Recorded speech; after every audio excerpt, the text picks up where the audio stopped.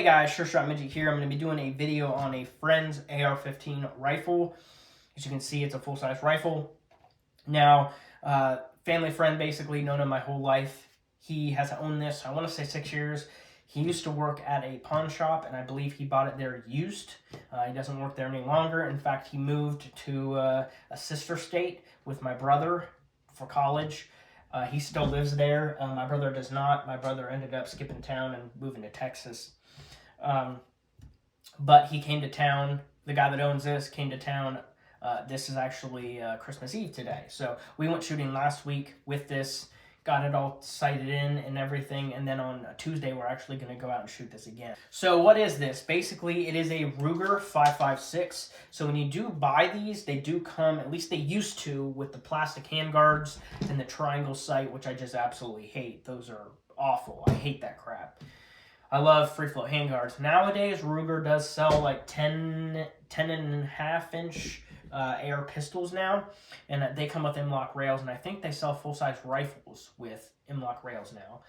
This was back in the day when they didn't do that. I want to say he bought this in like 2018, so it's been quite a while. Now, I'm going to start at the back and go to the front and talk about this thing. So on the back, he's got an MFT stock in tan. You know, a bunch of adjustments. He's a pretty tall guy, so he typically pulls his stock out really far. The pistol grip is Magpul MOE. It is rubberized, but he also has a rubber coating on here, which I don't get. This grip is way too thick for me. I don't like, you know, the hump here. But the grip is in gray, and he put this cover on there that's tan. So he probably, I don't know why he did that. It is what it is. It's his, not mine. But I just would have gotten a tan grip to match the other colors. But that's besides the point. The receiver here is hard coat anodized, is what the Ruger website says. It's just a typical aluminum receiver, you know, AR-15 type.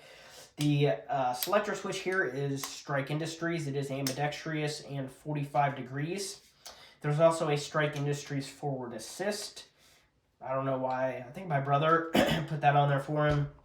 And then there's also a Strike Industries ambidextrous charging handle, which is a very good addition. This one doesn't have the actual latch that latches on over here. It's very weird. It's got like the little tabs that are just bent sheet metal, and they act as their own spring. So it clicks in there instead of out here. It's on the inside.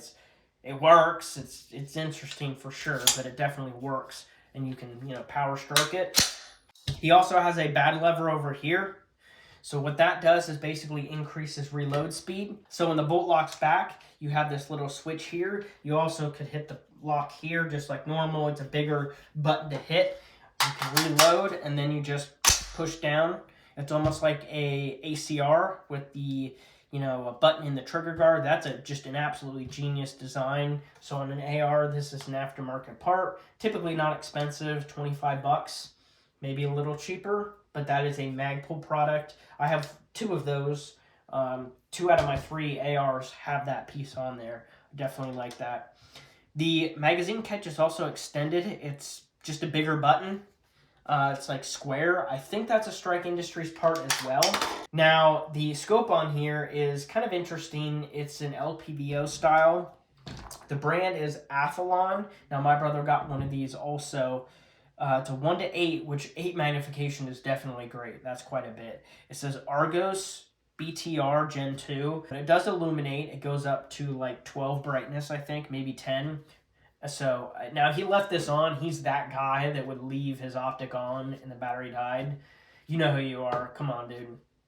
So I put a new battery in there for him. I don't like to turn mine on when I shoot my LPVO.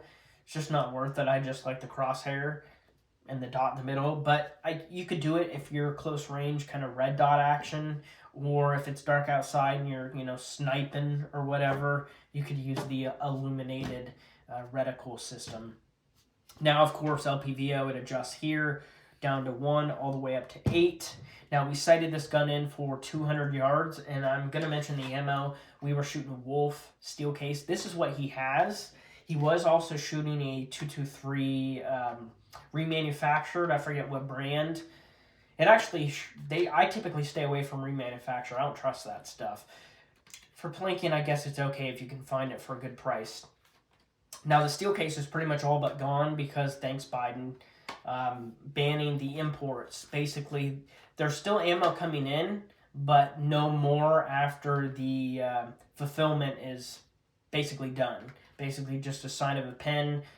Hurts us more than anything, obviously Biden just wants to damage Russia because, oh, my Ukraine. But the only people that they're hurting is American shooters because Russian ammo is being shipped all around the world and they're not losing any money off of, the American industry.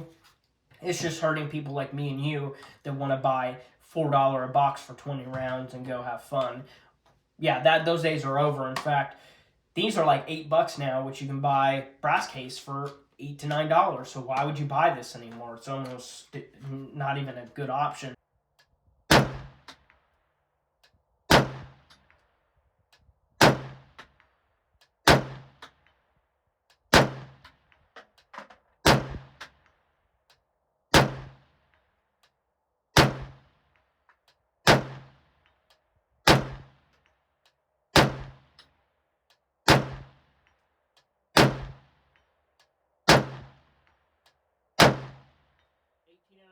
It's pretty good.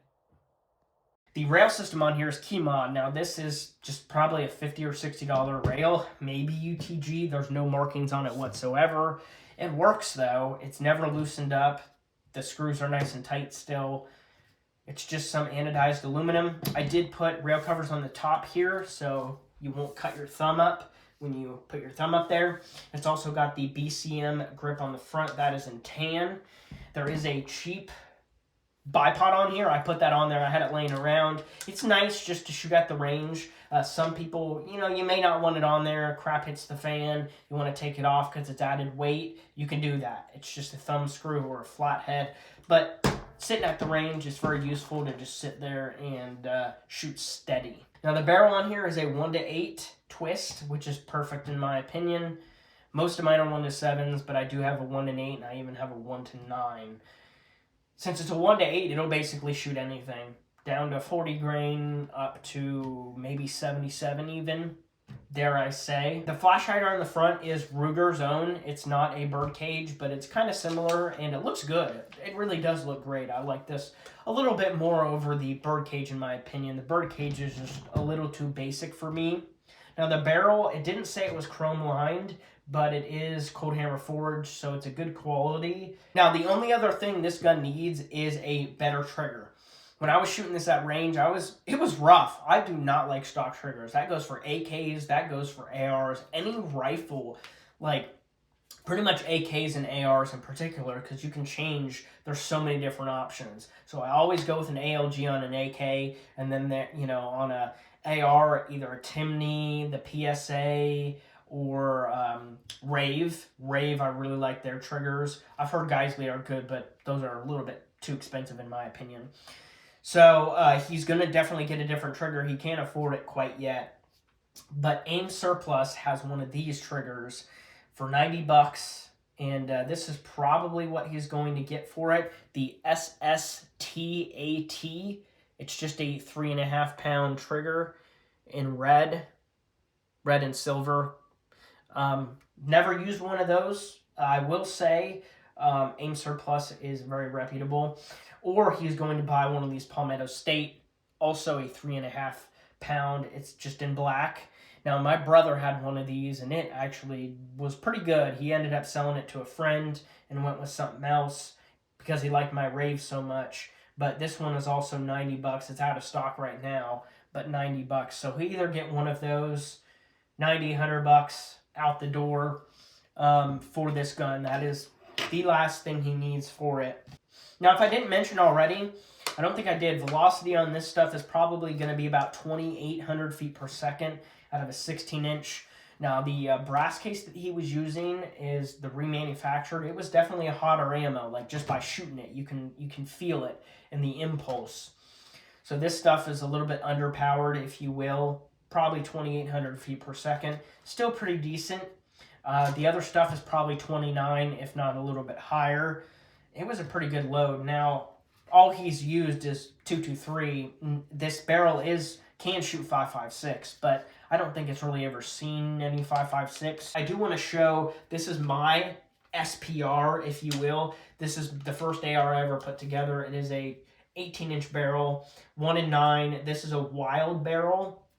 So I shoot the Wolf Gold, not the steel case. The brass case is what I've got this thing sighted in for. And at 200 yards shooting the same target, you can't miss. Like, seriously, you have to purposely miss. Try to miss. This thing is just absolutely a monster in terms of accuracy. It does have a hollow sun magnifier and then a primary arms T1. And I put one of these crappy cheap bipods on there too, just for the range. This is not a crap hit the fan gun. It's too heavy. I have an old key mod. I built this in 2016, so give me a break.